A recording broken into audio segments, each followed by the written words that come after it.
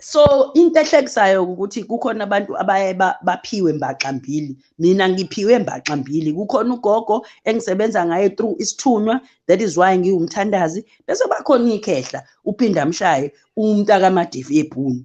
Yena ke usebenzisana nogogo, ngizothi yena naye unowakhe umsebenzi, but he works more as kunobungoma on the side of ikhehla. So isikhathi esiningi kuyaye kusebenza ugogo, uba ugogo operational, but ikhehla nalo makudinga ukuthi u-attendwe ikhehla, ke sithi uza kimi kudinga ukuthi u-attendwe ikhehla, uyafika u-attendwe ikhehla. Umntaka Madeve eBhunu uphinda mshaya. uThenjiwe umazi kahle ke babangani. Ubungilalele Thenjiwe ngikhuluma sonke lesi sikhathi. Uphenduka indoda ke lapha akekho soke sangavuma mengithi umngani wami lo uMancoko uDon bakathi hayibo lo baba lo asimazi lo baba. Sekushintshe yonke into ke guys.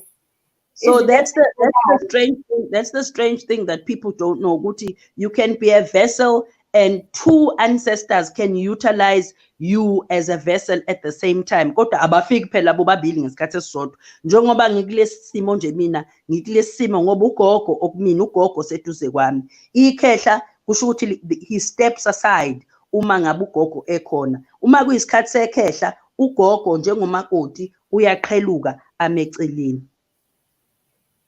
So Don Thandeka King. Sina sikwazi uDon Thandeka King, sikwazi ku-TV, ukwinkaba, sajabula kakhulu sikubona, sakubona kuma-adverts, sakubona kuZalo, the most watched soapie in South Africa. You are uyi-lead kuleyo soapie. So thina sazi uMancoko wethu, sazi uDon wethu. uDon wasebisangoma kanjani njengoba wonke ama-celebrity kuthiwa ngathi aseyizangoma? uDon wasebikubona ukuthi hayi mina sengiyi-celebrity kodwa ngathi ngiyasala, kodwa ngcono nami ngibe isangoma ukuze ngiphume emaphepheni njengabanye ozakwethu esivela nabo ku-TV. Uqale nini indima? Hey, ngiyafisa ngathi ngabe wakulula kanjalo. Ngiyafisa ngathi ngabe ngavele ngathi hey nami ngifuna ukuphuma emaphepheni ukuthi ngiyisangoma. Hey guys. Hey guys.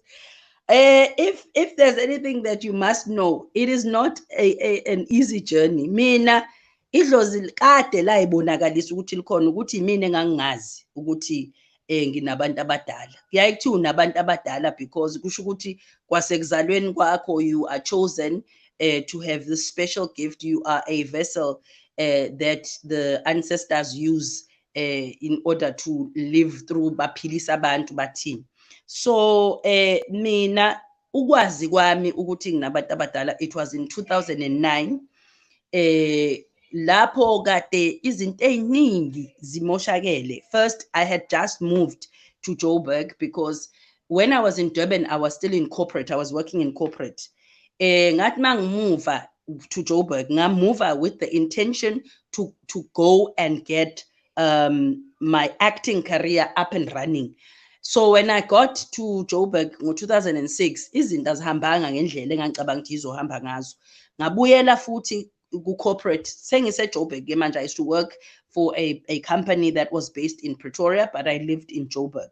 I was in corporate again from 2007 to 2000 I guess it mangabe idlozi lifika kwaku 2009. Ngaleso sikhathi kade ngilokhu ngihlushwa depression, ngiya hospitalized because I'm depressed. What I thought was depression, psychological sense ngaleso sikhathi. Kanti at that point manje sengiyabona my spirit was in distress because kwakukhona ama-answers kwakufanele aphendulwe spiritually. Engangingawazi, I was not aware of this. So 2008, I had a car accident in June. I-car accident engaba nayo yangenza ukuthi ngalimala umlenze wami wakwa left. That meant I couldn't drive, I couldn't go to work, and for about 4 months, ngihleli ngingakwazi ukwenza lutho, ngazi ukudrive. And when I need to go somewhere, ngiyathathwa ngiyaqulwa ngifakwe emotweni ngiyadrivelwa. This is 2008. Usuyophela ku-2008, my knee was fixed ngaba right. Mawuphela u-2008 uqala 2009 again struggle with depression. Everything is, I'm not happy at work. I have a great job, but I'm not happy. I'm unsettled. I don't know what's going on. I'm just not okay. And then this one time, it was the 1st of April 2009. Ngibuye emsebenzini, I've just been discharged, so ngabuye emsebenzini. Mangibuye emsebenzini, ngiyafika ngihlele office, pinstripe suit nje, konke nje. Madam Don nje, well, some people used to, uyazi ukuthi abantu babiza abantu nanomnani. Madam Don ubuyile emsebenzini, sizosebenza kumnandi. Ngisathi ayibo, ngiyazizwa manje ukuthi I'm feeling, umzimba wami is feeling. This is 2009, the 1st of April, kwakuwaboma 9:10 ngesikhathi. I even remember the time of day. Mangithi yabona nje kucontent ngingathi ngithi ngingayazi lento ukuthi kwenzakalani. Ngivele ngizizwe ukuthi no, khona into ethi no, le akusiyona i-depression le uvele ufile ngathi nje umoya wakho uyacwila ugcine nje ungakwazi ukuba umuntu ocommunicate nabantu, ugcine ngathi ungayivalela, ugcine ngathi ungalokhu ulele. Akusiyona leyo feeling, it's different. Khona into engathi iyalwa ngaphakathi ngathi yabona nje into kanjalo.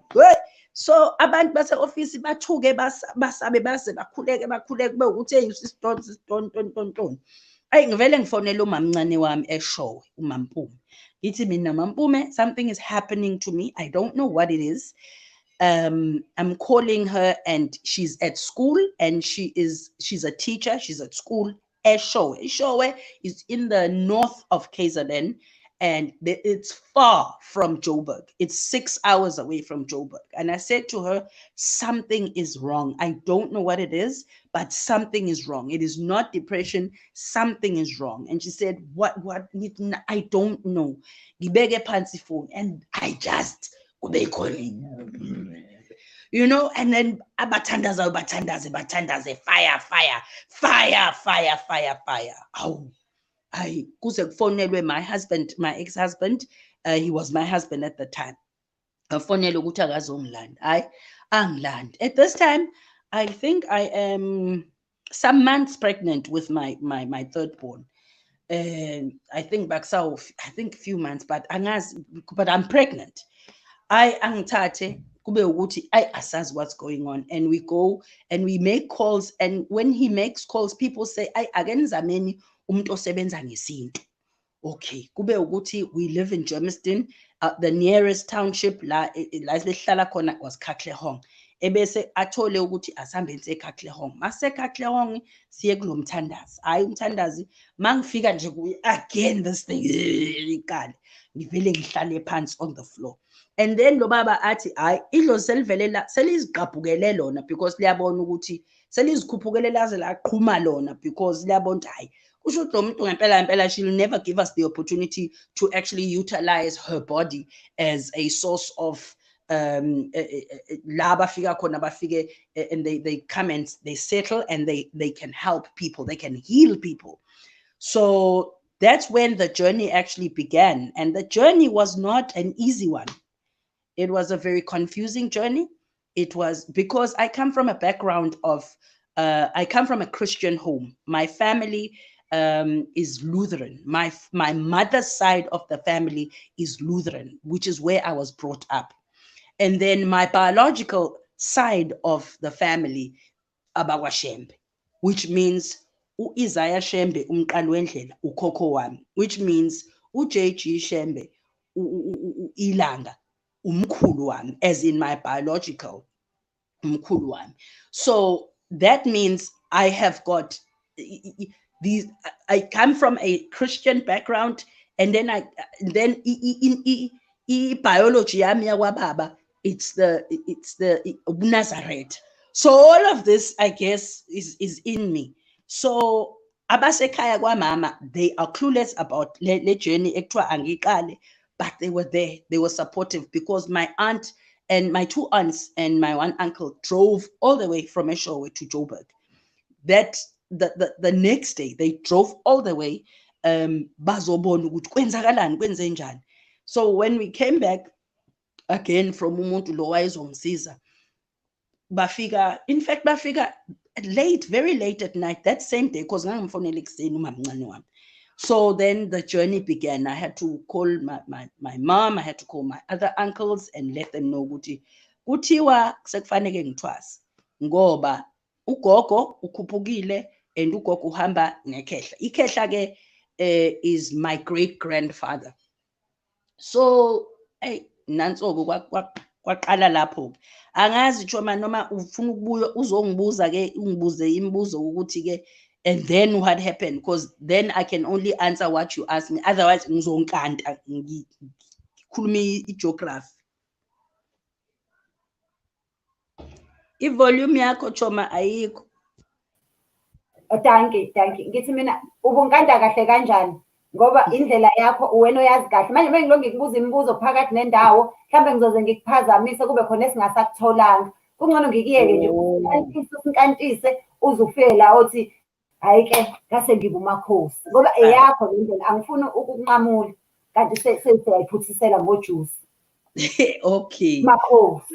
Okay. The journey began, a very confusing journey, a journey where now fanele ngenza izinto ngaqala kumthandazi ke nayo ngenzisa ngendlela yakhe, kwenziwa amalati, ngiyagezwa la ngoba kuselokishini la kuhanjiwa kiwe nje esigangeni kuyokwenza izinto ezithile, ngenza amalati athile.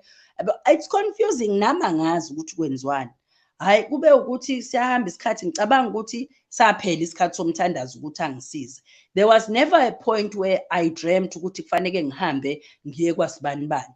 So the next person to help us, I was guided to this person by aunt wami, my cousin's mother, ohlala eJoburg, ukuthi ngihambe ngiye kulo ubaba owayese ubaba uBaloyi uhlala I'm gonna my gosh, oh God, Mhlambe kulungile ngisho ukuthi uhlala ngoba bazoze bahambe bayomfuna.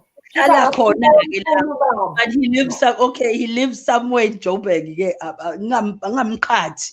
Bazoze eKatlehong bonke sebeyomfuna, hayi ungathi uhlala khona ke Joburg, uhlala eduze ke leli lokishi eliseduze kwase towards Pretoria.